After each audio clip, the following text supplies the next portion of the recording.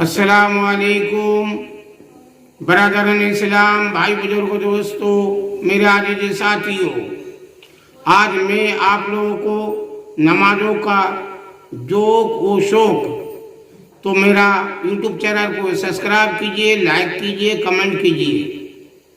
محمد بن سماک رحمت اللہ علیہ فرماتے ہیں کہ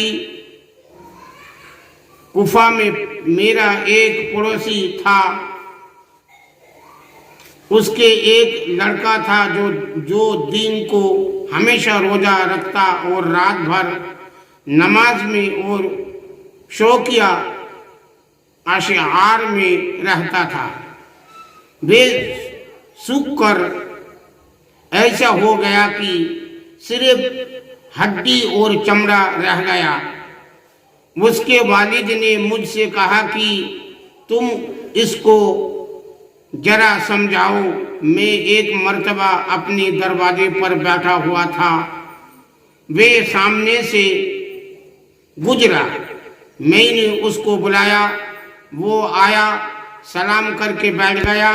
میں نے کہنا شروع ہی کیا تھا کہ وہ کہنے لگا، چچا شاید آپ محنت کی کمی کا مشورہ دیں گے۔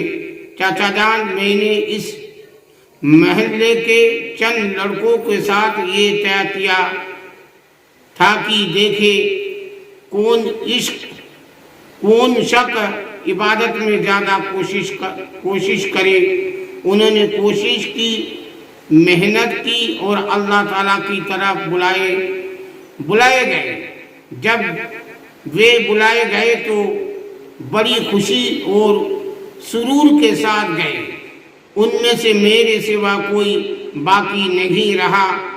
میرا عمل دن میں 2 بار ان پر ظاہر ہوگا۔ وہ کیا کہیں گے جب اس میں کوتاہی پائیں گے؟ چاچا جان، ان جوانوں نے بڑے بڑے مجاہدے کیے۔ ان کی محنتیں اور مجاہدے بیان کرنے لگا، جن کو سن کر ہم لوگ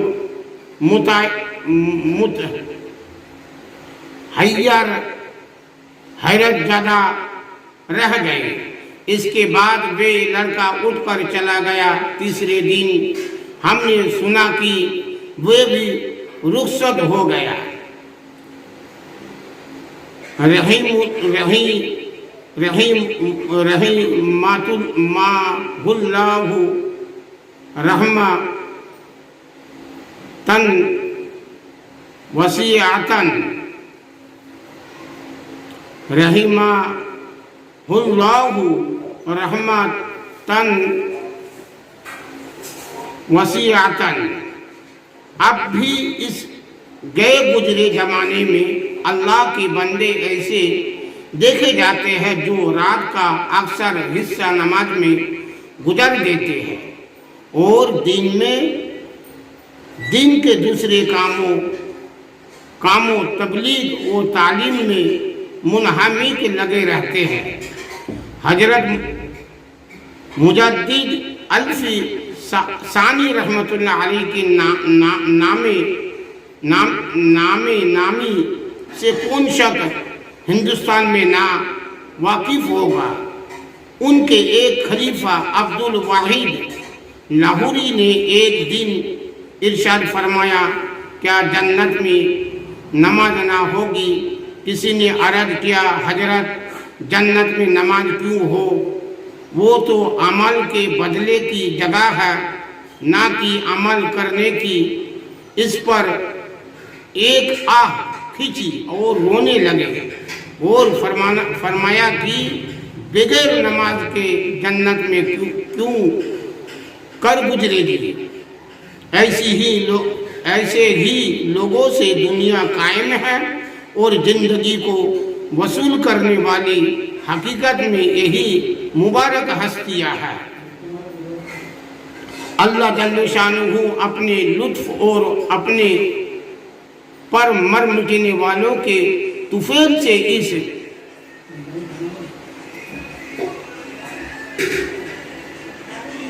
رسوا کو بھی نماز دے تو اس کے لطف عام سے کیا بعید ہے۔ ایک پور لطف قصے پر اس فصل کو ختم کرتا ہوں۔ حافظ ابن حجر رحمت اللہ علیہ نے منہیات میں لکھا ہے، ایک مرتبہ حضور اقدس صلی اللہ علیہ وسلم نے ارشاد فرمایا کہ مجھے دنیا میں 3 چیزیں محبوب ہیں، خوشبو، عورتیں اور میری آنکھوں کی ٹھنڈک نماز میں ہے۔ حضور صلی اللہ علیہ وسلم کے پاس چند صحابہ رضی اللہ تعالیٰ عنہ تشریف فرما تھے۔ حضرت ابو بکر صدیق رضی اللہ تعالیٰ عنہ نے ارشاد فرمایا، آپ نے سچ فرمایا اور مجھے 3 چیزیں محبوب ہے، آپ کے چہرے کا دیکھنا، اپنے مال اور آپ پر خرچ کرنا، اور یہ کہ میری بیٹی آپ کے نکاح میں ہے۔ حضرت عمر رضی اللہ تعالیٰ عنہ نے فرمایا، سچ ہے اور مجھے 3 چیزیں محبوب ہے، امر بالمعروف، نہی عن المنکر، اچھے کاموں کا حکم کرنا، برے کاموں سے روکنا، اور پرانا کپڑا۔ حضرت عثمان رضی اللہ تعالیٰ عنہ نے فرمایا، آپ نے سچ کہا اور مجھے 3 چیزیں محبوب ہے، بھوکوں کو کھلانا، ننگوں کو کپڑا پہنانا، اور قرآن پاک کی تلاوت کرنا۔ حضرت علی رضی اللہ تعالیٰ عنہ نے ارشاد فرمایا، آپ نے سچ فرمایا اور مجھے 3 چیزیں پسند ہے، مہمان کی خدمت، گرمی کا روزہ، اور دشمن پر تلوار۔ اتنے میں حضرت جبریل علیہ السلام تشریف لائے اور عرض کیا کہ مجھے حق تعالیٰ شانہ نے بھیجا ہے، اور فرمایا کہ اگر میں یعنی جبریل دنیا والوں میں ہوتا تو بتاؤ مجھے کیا پسند ہوتا۔ حضور صلی اللہ علیہ وسلم نے ارشاد فرمایا کہ بتاؤ۔ عرض کیا کہ بھولے ہوئوں کو راستہ بتانا، غریب عبادت کرنے والوں سے محبت رکھنا، اور عیال دار مفلسوں کی مدد کرنا۔ اور اللہ جل شانہ کے بندوں کو 3 چیزیں پسند ہیں، اللہ کی راہ میں طاقت کا خرچ کرنا، مال سے ہو یا جان سے، اور گناہ پر ندامت کے وقت رونا، اور فاقے پر صبر کرنا۔ حافظ ابن قیوم جاد المعاد میں تحریر فرماتے ہیں کہ نماز روزی کو کھینچنے والی ہے، صحت کی محافظ حفاظت کرنے والی ہے، بیماریوں کو رفع دور کرنے والی ہے، دل کو تقویت پہنچاتی، چہروں کو خوبصورت اور منور کرتی ہے، جان کو فرحت پہنچاتی ہے، اعضاء میں نشاط، چستی پھرتی پیدا کرتی ہے، کاہلی کو دفع کرتی ہے، شہر صدر سینہ کھولنے کا سبب ہے، روح کی غذا ہے، دل کو منور کرتی ہے، اللہ کے انعام کی محافظ ہے، اور عذاب الہی سے حفاظت کا سبب ہے، شیطان کو دور کرتی ہے اور رحمان سے قرب پیدا کرتی ہے، غرض روح اور بدن کی صحت